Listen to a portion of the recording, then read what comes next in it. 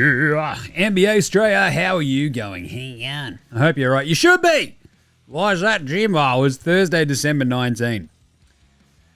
Chrissy is that close you can basically taste the ham and the warm beers. Your beers better not be bloody warm on Christmas. That's your one job. Seriously, if you got one job on Christmas, it's to keep the beers cold. What are you doing? Anyway, I'm your host, James Clements. You can see my ugly mug on the panel, which is the official NBL Supercoach show. Good one this week. Me, Mick Randall, and Kels crushing through a bunch of the Supercoach gear. NBL Supercoach gets chaos from here on out too. NFL Australia, the AFL Today Show, all the good stuff. I'm here in Larry Armour Studios for a quick hitter Thursday. There's no games today. So what we're going to do instead, we released our Power Rankings video last night. We're going to go through the teams very, very quickly. We sort of do this every so often, like every couple of weeks, right? Power Rankings, standings check, that sort of stuff. And then we'll just do the mega massive Friday preview. It is a mega massive one because there's 13 bloody games for your Friday. So if you've knocked off early, your Friday is absolutely settled. And as I've said time and time again, if you're working this week, congratulations, you've played yourself. Congratulations, you played yourself. Because this is not a week for working. This is a week for drinking and watching basketball. But great job by the NBA for not having as many games as they probably could. Anyway, let's get into it. Episode 1179 of NBA STRAYA. Let's go!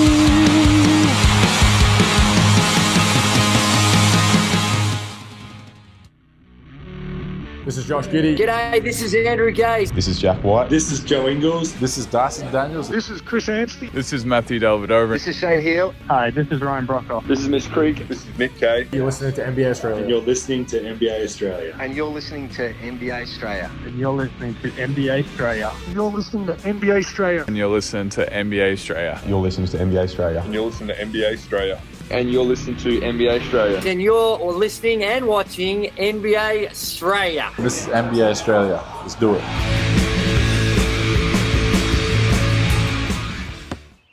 Watch out for the shark attack. You better. I'll tell you what. Better watch out for the KG attack if you're Paul Pierce trying to steal his onion rings. Shout out to IMB who forwarded that over to me. I had seen it pop up and I'm like, oh, that's pretty good. And then watch it again. I'm like, oh, God, KG's going to rip Paul Pierce's throat out for stealing an onion ring. I'll tell you what. Pretty good gear. Also, you should watch out for the Shaq attack if you're any new player, I guess, because it's like, today's game is soft. Today's game is soft. Yeah, because what we definitely need more right now is old players complaining about new players. That's definitely going to help everything. Anyway, so my big breakdown, before we get into the Daily Whip Round, my big breakdown on NBA stuff in yesterday's show. Very happy, and thanks heaps for the response to it as well.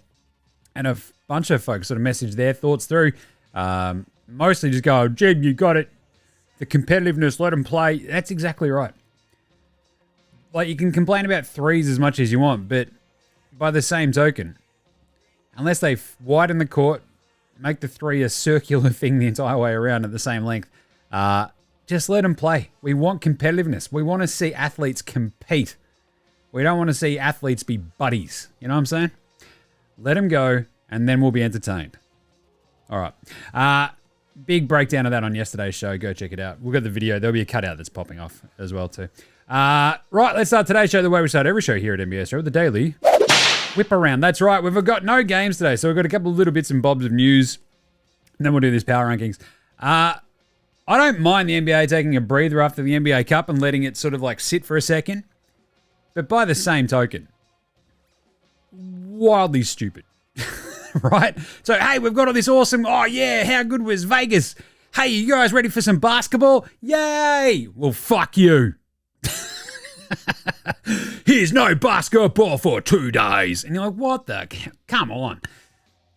I don't know what it is about the NBA, just head firmly just inserted in the rear when it comes to these scheduling things. Like, the same things happen time and time again. It's bonkers. But anyway, the news that I was talking about, the Bucks didn't celebrate the NBA Cup win with the old champagne shower. I brought the champagne. The champagne and the beers stayed on ice, they reckon. Mostly, I reckon, because Darvin Ham's on that Bucks coaching staff. He's like, we won the NBA Cup last year, celebrated, and looked like fucking idiots, and then we got our asses kicked the rest of the season. And the Bucks are like, yeah, let's not do that, which is pretty fun. I enjoyed that. So Giannis is very stoked. He wins the MVP, but I also like that Giannis was asked about it. He's like, yeah, man, last time I drank a bit of champagne when we won the championship, I had a full body cramp. It's like, Jesus, hold your beers. Anyway, but you're back to the grind, and that's kind of the thing. So they skipped the post-game locker room celebration.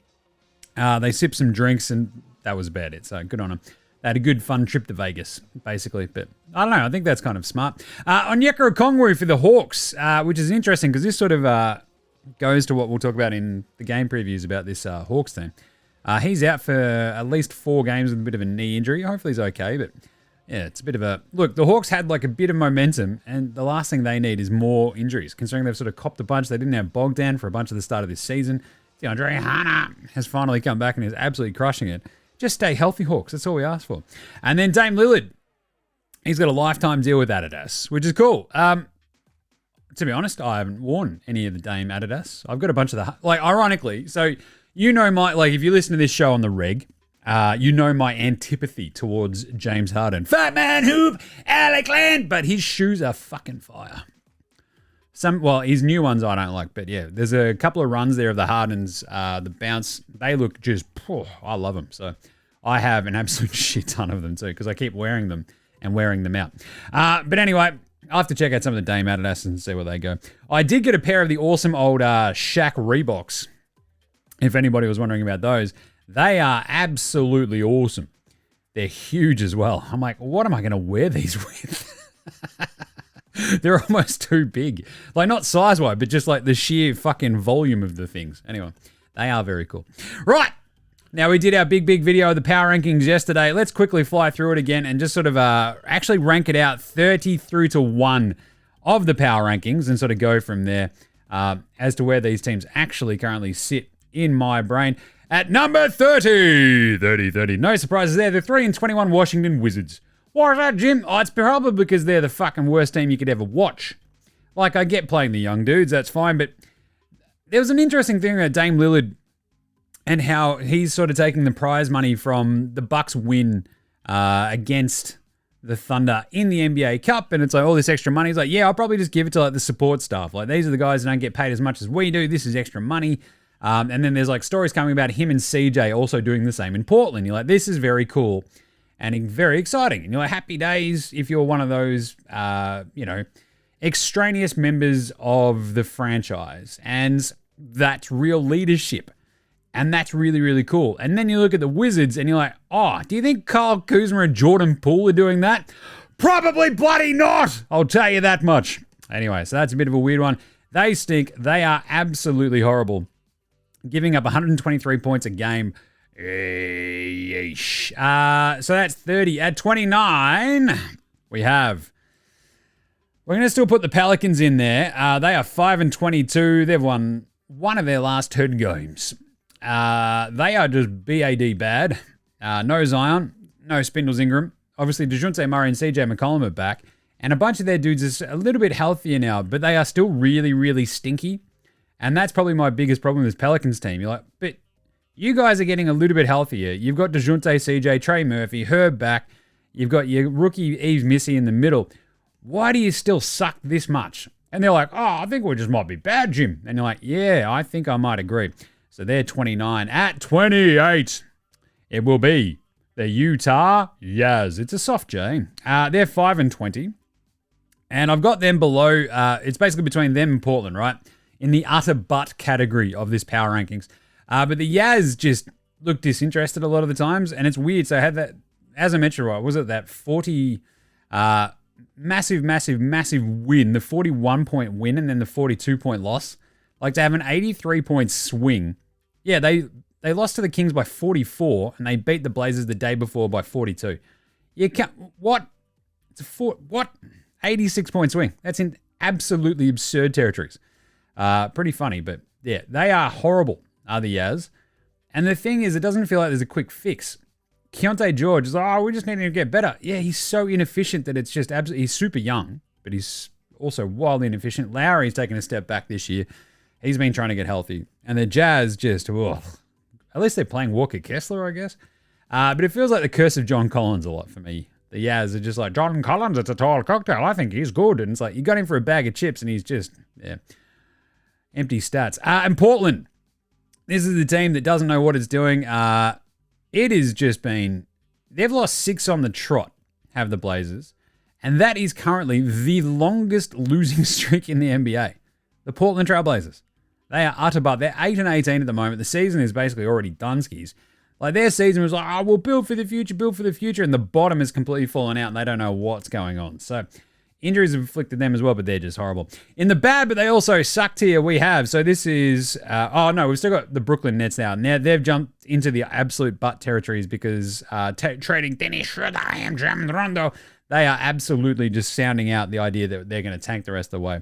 They'll try their absolute hardest to trade Ben Simmons. They'll try their hardest to trade Cam Johnson.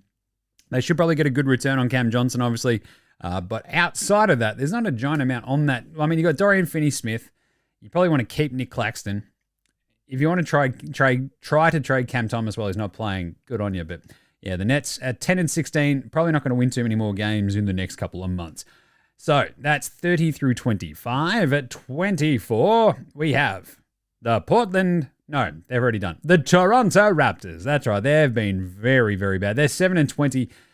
They've lost 5 on the trot as well. They lose Scotty Barnes, and the absolute bottom has once again fallen out for that team.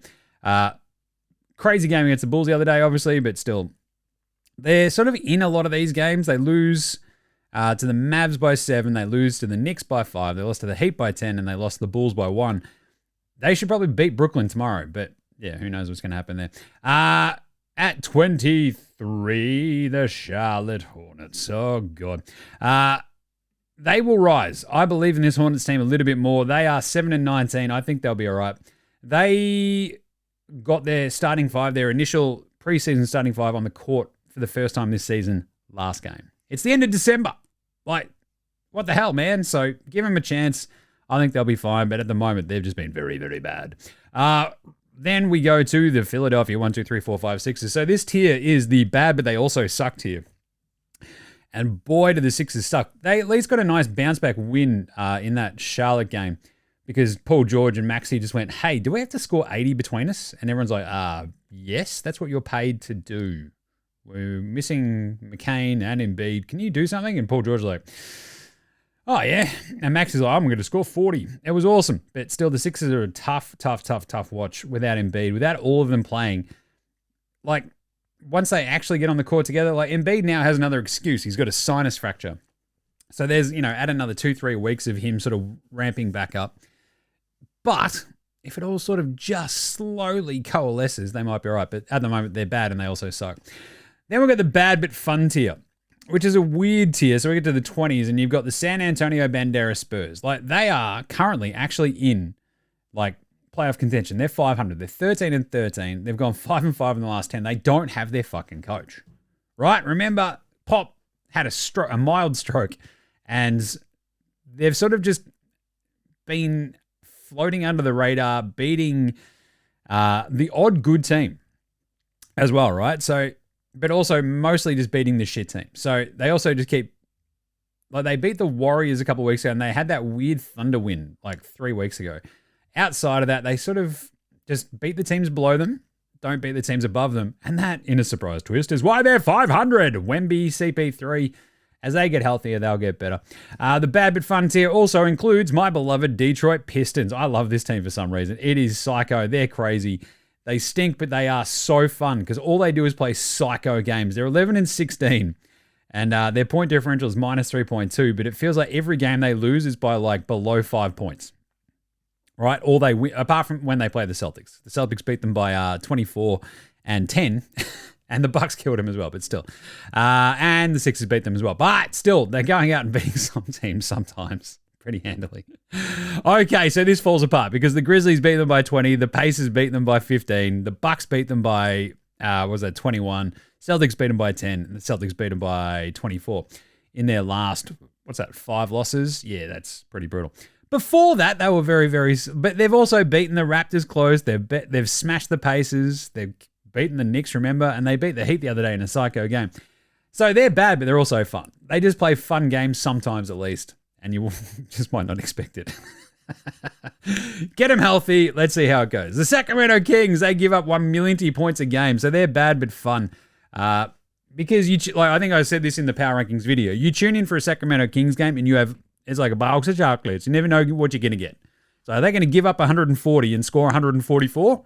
Yes. So are they going to give up 138 and score 110?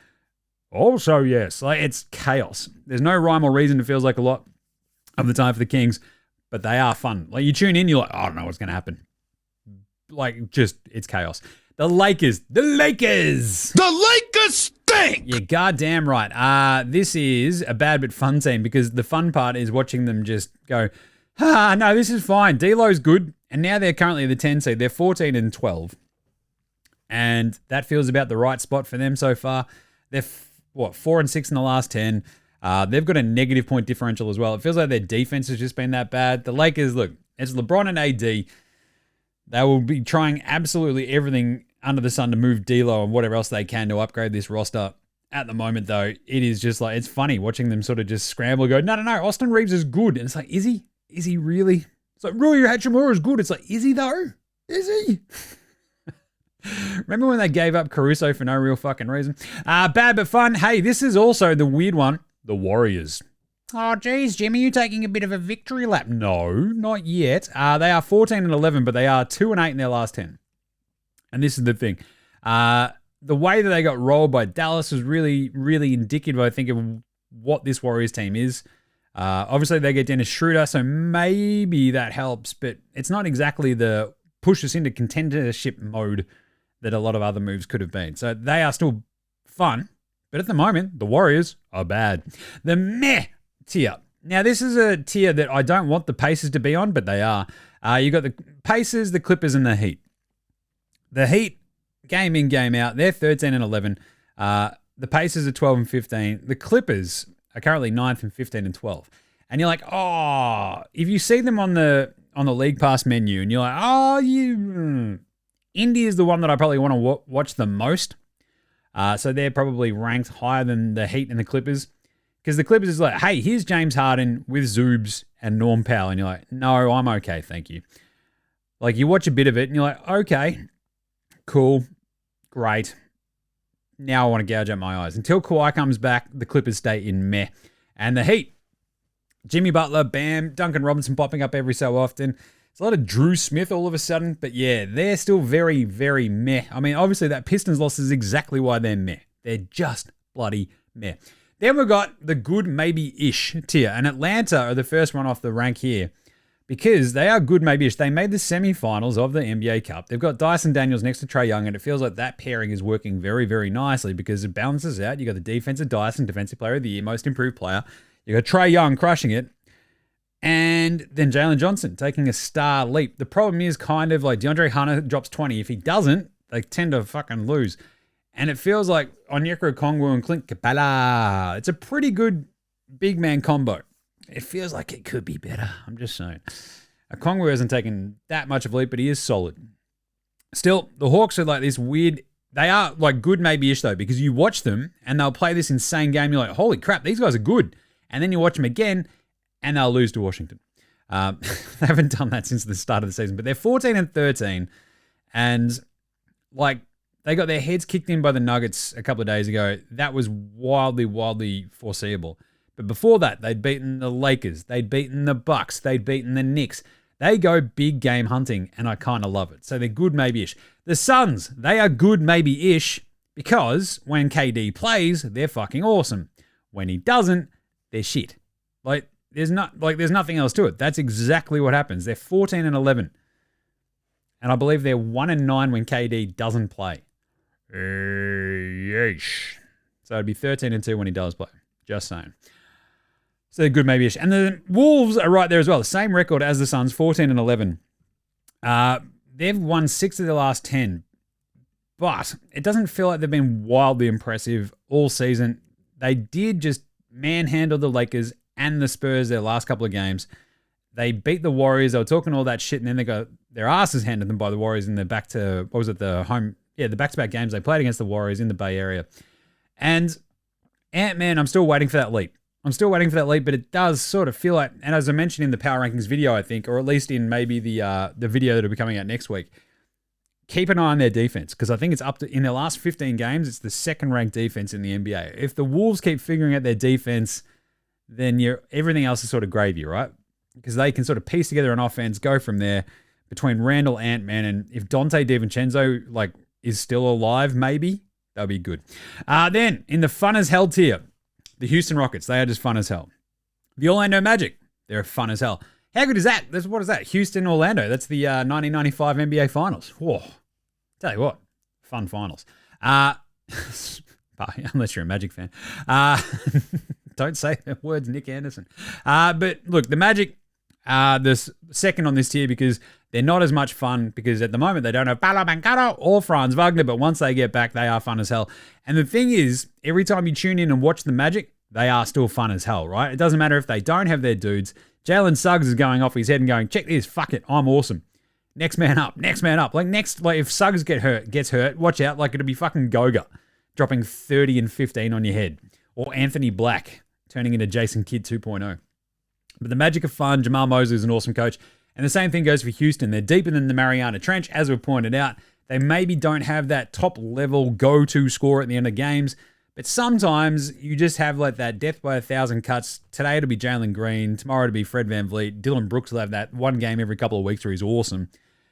It feels like, though, Cam Whitmore's just wasting away. You've got Tari Eason and you've got Amen Thompson, the Terra Twins on the bench. That's fun. They're just fun. They kind of just need that one dude. Like if it's Jalen Green who just like sort of pop off or something, they maybe just need that one dude. But they are fun as hell. Then we've got the Smash and Tin Stack and Wins tier. So we're getting to the top 10 now. This is, at the moment, I've got the Knicks like right there at the end of this tier because I probably have them over Houston for the simple fact that I trust their top 6 more than I trust the Rockets like 10 dudes that they... Well, Ime Udoka just sort of actually only does trust like 8 dudes, but they've got like 12 playable dudes on that roster. And the Rockets get dinged for not playing their Aussies enough. Play Jock Landau, play Jack McVay. But the Knicks are at the bottom of this tier because they are smashing tin, stacking wins. And then they have like the weird sort of things where they lose to Atlanta and they lost to Detroit. That's a little bit of a concern, but they are 16 and 10. They've won 7 of their last 10 games. They're third in the East. Like no one's worried about the Knicks, because they were fattening up on a bit of a crummy schedule there. They beat the Hornets, the Pelicans, the Magic with France, but they were at home. Then the Hornets, and then they lose that silly game to the Pistons out of nowhere. Beat the Raptors, turn around, lose to the Hawks, then beat the Magic the other day too. So they're in a weird situation in the Knicks, but they are smashing tin, stacking wins.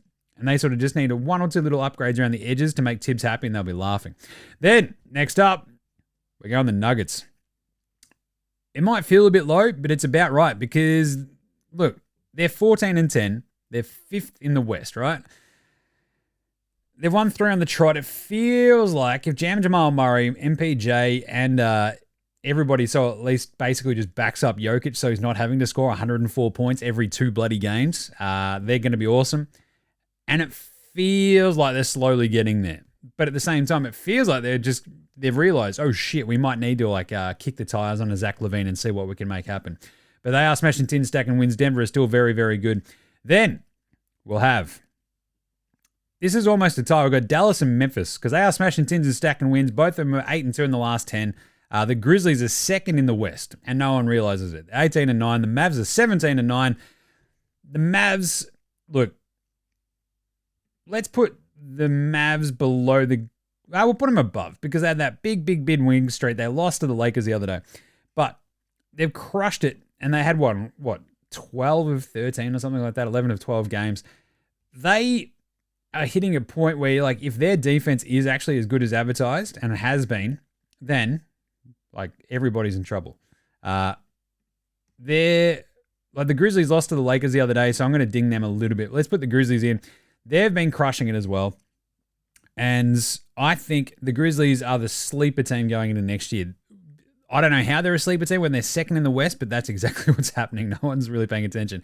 And Desmond Bane has been playing like shit. Like on and off, he has like these moments where he's back, and then he goes a bit shitty. But anyway, the Mavs, look, the way that they turned around and beat the Warriors in that crazy game where they hit the most combined threes of all time, was really, really good for the simple fact it's like, yeah, when their offense is on, fucking bang. If they can get their defense back to that way that it was, where it was just like choking the ever-living shit out of teams, then they're laughing. Dallas remained very, very, very, very scary. And then you got the top tier, the elite tier. Well, the second top tier. So we got the Thunder, Boston, and Cleveland. So the Thunder, Boston, and Cleveland, 3 teams, right? So you got the Thunder 20-5, top of the West. You've got Cleveland, top of the East, 23-4, and the Celtics 21-5 underneath them. You're like, all right, that's pretty good. The Thunder had been playing the best out of all those teams and then lost the NBA Cup final. I'm still going to put them number 2 ahead of the Cavs and the Celtics because I think if they played right now, the Thunder might be just absolutely licking their chops. Unfortunately, they might have been licking their chops too much when they were looking at the Bucks. The Cavs, they are just out there crushing teams. The way they kicked the shit out of the Nets the other day was very funny. And Boston, doesn't matter who's out there, they're just rolling through teams. They lost that weird Grizzlies game. That's their only loss in their last 6. And I think they've only lost 2 in like their last, I want to say, 15 games. Anyway, they are very, very, very, very good. And those are the elite teams. But they're not top of the power rankings. Because at the top of the power rankings are the Milwaukee Bucks. It's our Gonquin for the good land. Why are they top of the power rankings, Jim? Well, they just won the bloody NBA Cup. That's what gets you to the top of the power rankings because you won the knockout tournament. You beat all covers. Bang. He's like, come on, let's go. What is this? Oh, shit. Oh, duck weave. Bang, knockout. Took care of the Hawks. Bang. Took care of the Thunder. Bang. Giannis looks awesome. Bang. Dame. Hitting threes. Dame time. He's an NBA champion now. He's won a title. Yes, it's an NBA Cup title, but he's won one. But either way, they were very good and they needed that desperately. Good job by the Bucks. Great job by Doc Rivers, the first ever coach to win an NBA Cup and an NBA title. And Darvin Ham, just absolutely cruising. Unstoppable when it comes to NBA Cup play. All right, let's take a quick break. Be back with a big NBA Friday massive mega preview right after, let's say, I'm going to say this one. This is Cam Glidden. This is Anthony Drimmick. This is Mitch McCarron. This is Jason Kadee. This is Darryl McDonald. Hey guys, this is Hugh Greenwood. Yo, what's going on? This is Illy. This is Mark Worthington, or commonly known as Wortho, and you're listening to NBA Australia. You listen to NBA Australia. And you're listening to NBA Australia. And you're listening to NBA And you're listening to Australia. NBA Australia. You're listening to NBA Australia. And you're listening to NBA Australia. You're listening to NBA Australia.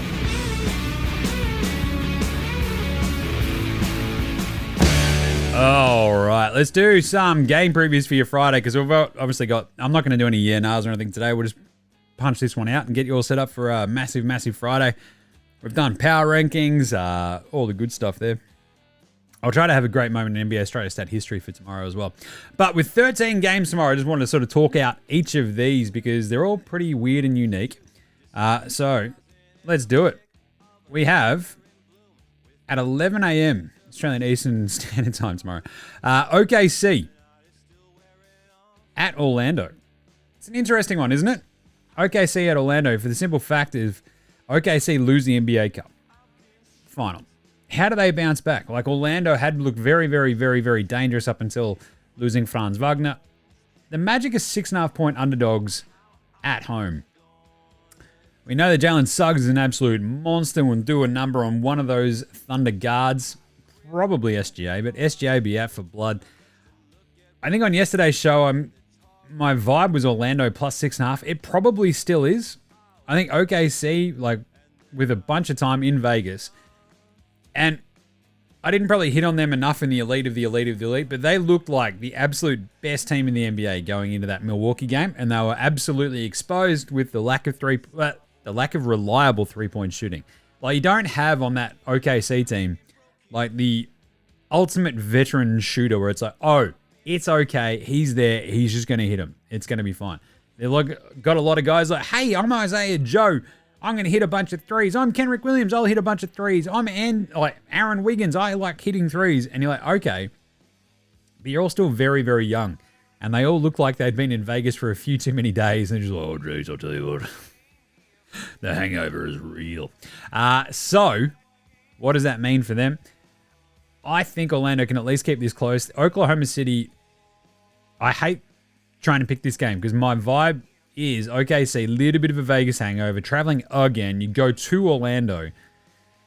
The Magic, nice and rested, feeling pretty good. A little bit more time to prepare. They should at least keep this close, if not win it outright. So let's go Orlando, plus 6.5. But still, it's a bit of a worry. It's a weird one, that one. Then we have Utah, Detroit. I don't know why Utah are 4.5-point underdogs in Detroit. The Pistons have proven adept at beating teams. Cade has been crushing it. Triple-double after triple-double after triple-double. I like the Pistons. I like the Pistons a lot in this. Minus 4.5, we're going to go the Pistons. As long as Jade and Cade Cunningham are actually, actually healthy, then we're all good. So here we go. We've got a bit of, just check Cade Cunningham. Nothing about him missing, because I'll tell you what, he's had 27, 9, 14, 29, 10, and 15, 18, 8, and 8, and 20, 10, and 18 in his last 4 games. Pretty bloody good. We'll just check the Pistons injury list as well, just to make sure that we're doing the right thing here. Nothing there. All right. It's all good. Should be all right. Jaden Ivey missed out. Beef Stew missed that last one. I think the Pistons will be all right. Let's go Detroit hosting Utah.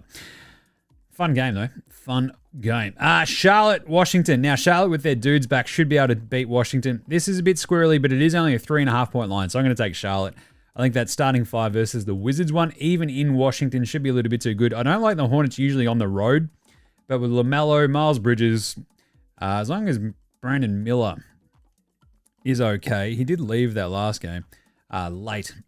Let's have a look.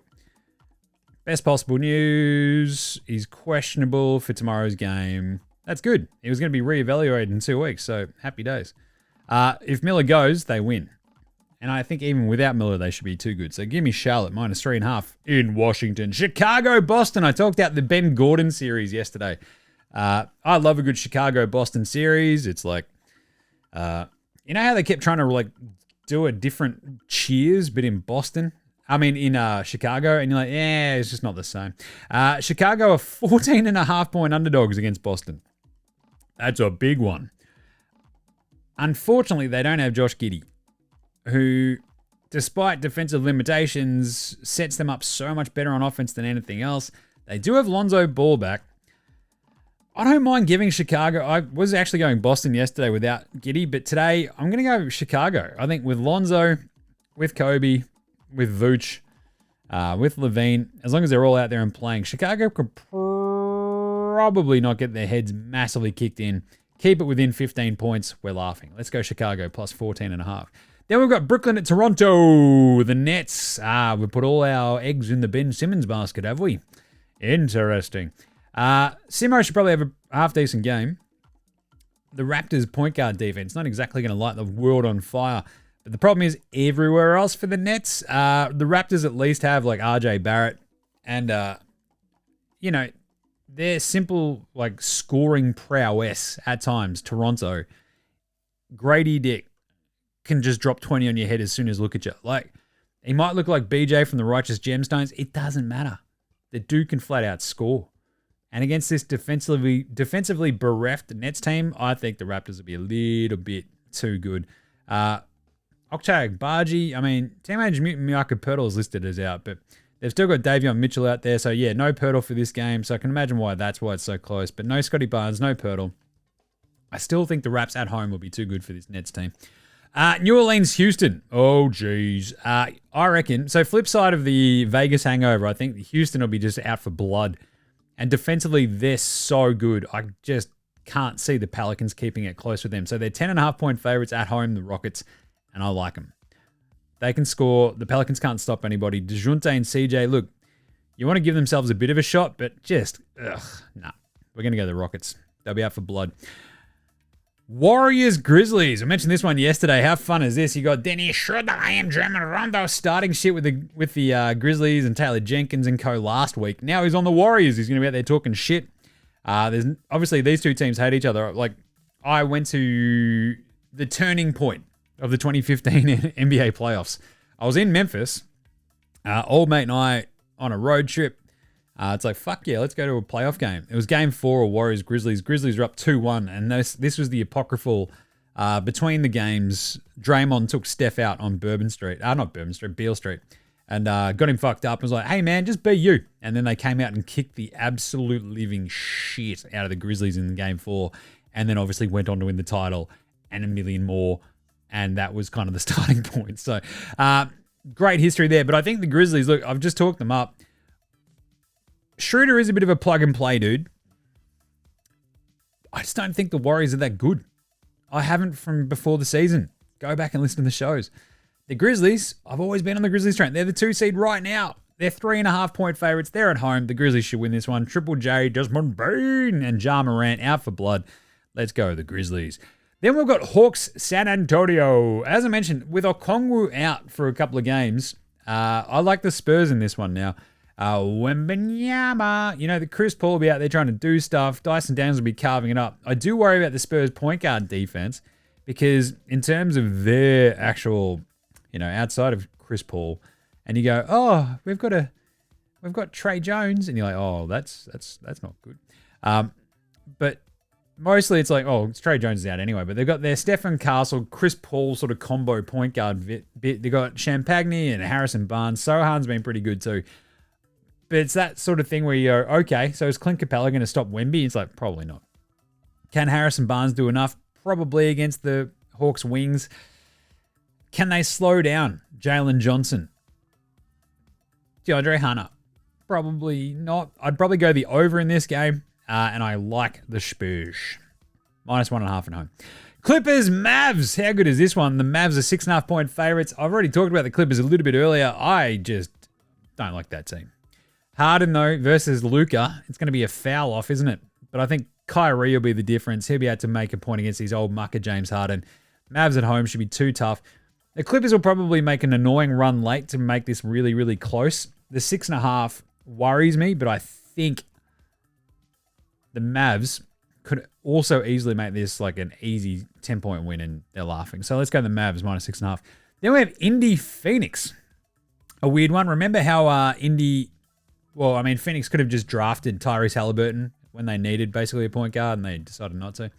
In their infinite wisdom, they took Jalen Smith. Yeah, great job, everybody. Well done, the Suns. Just marquee franchise.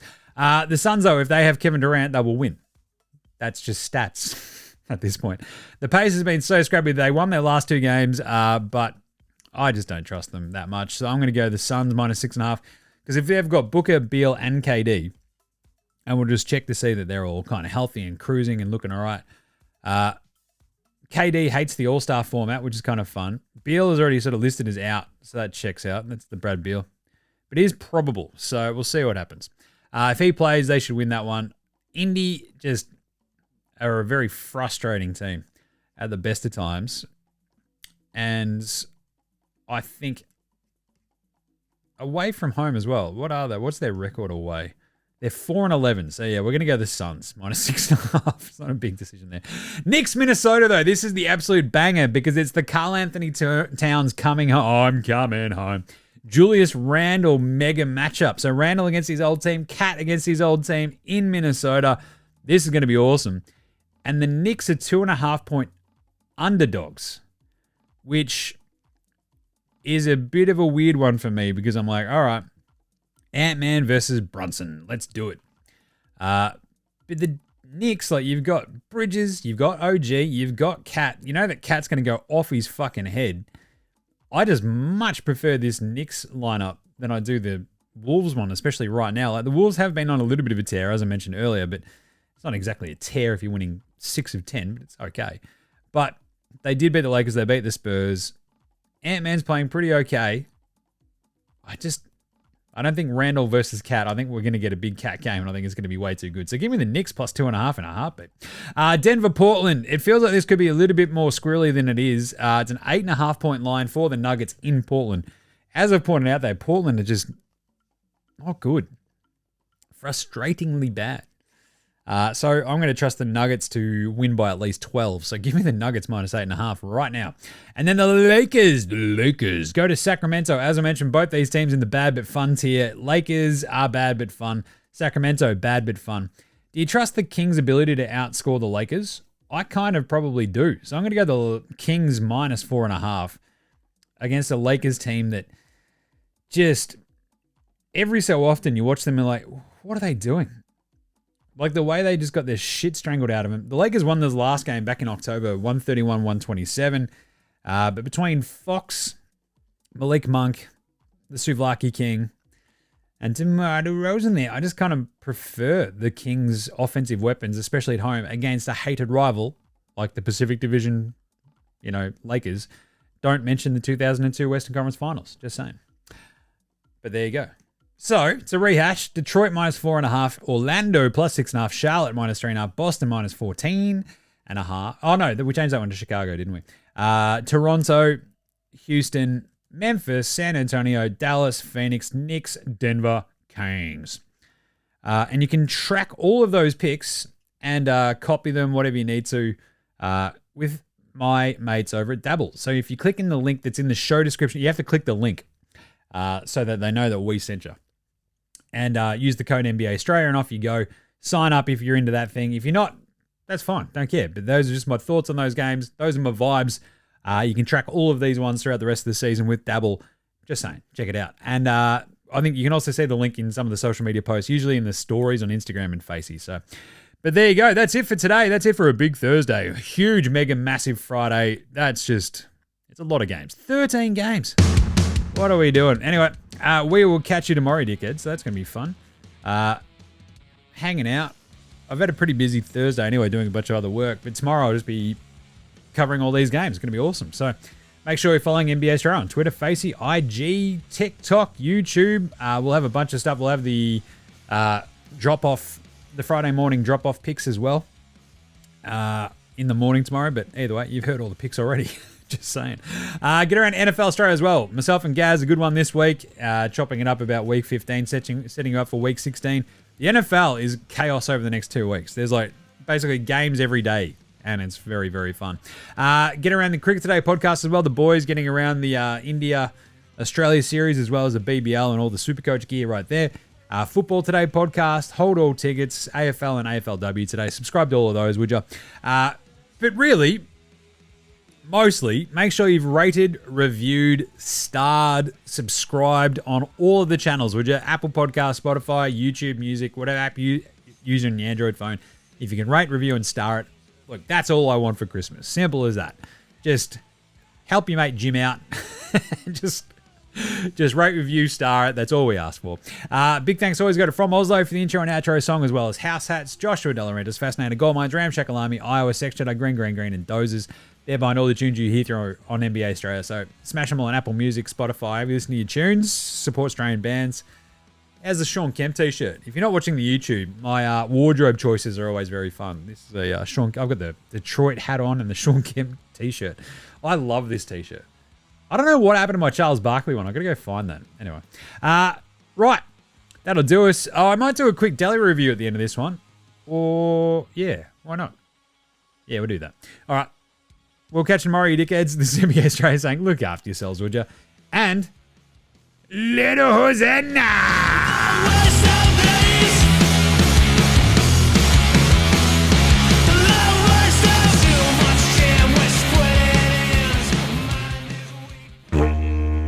Oi, oi, oi, how the fuck are you? It's your mate Deli over here to swing a by for my latest pop culture review. That's right, I'll tell you what, fucking I've been pretty bang on busy, right? Like playing in the NBL, heaps of shit going on, trying to keep in track of like all the NBA stuff and like telling all the teams, nah, your mate Deli's just happy back here in Melbourne and shit, right? And it's all good, I've had a couple of tough weeks, but she'll be right. Like I love, playing in the NBL, but oh, bloody hell, going up against bloody Nathan Sobey last week. Whoa, jeez, I tell you, what a pain in my ass he is. But still, anyway, I'll tell you what, pop culture-wise, have you been watching like that new Lord of the Rings? Because, you know me, the old Deli, I fucking love that shit with like the little dwarves and the elves and all that sort of like the humans and stuff from like the old original Lords of the Rings and the Hobbitses and shit. And you're like, this is great. Now we've got a telly show, it's going to be fucking sick, man. Nah, I can't fucking wait, bro. And then you watch it, I'm like, why am I so fucking bored? Oh, geez, Galadriel's a bit fucking upset about Sauron, isn't she? Fucking jeez, oh no, what are we going to do? And then it's a bunch of fucking elves just talking at each other going, I don't fucking believe you, dickhead. And they're like, nah, you fucking should, dickhead. And they're like, nah, fuck off. And then she goes for a swim and all the fucking shit goes down. And like this new season, number 2, is a bunch better though. I'll tell you that much. Like, it's all like these fucking dudes like yelling at each other. There's a bit more fighting and shit. And then there's like that big fucking bird that pops up. This would be fucking strange. But anyway, it's been pretty good. So look, to be honest, I stuck with it. I'm kind of happy I did. The missus loves it. I fucking don't mind. I just chuck it on, just fucking veg out and go, yeah. So look, probably give it about 16 out of 10 Dally 1s for the Lords of the Rings, the fucking Rings of Power, whatever it's called. What's it on? Amazon's? Yeah, it checks out. All right, so go, watch it if you want. If that's your fucking bag, then good on you. All right, there you go. That'll do us for now. We'll catch you next time, fuckos. Dally out.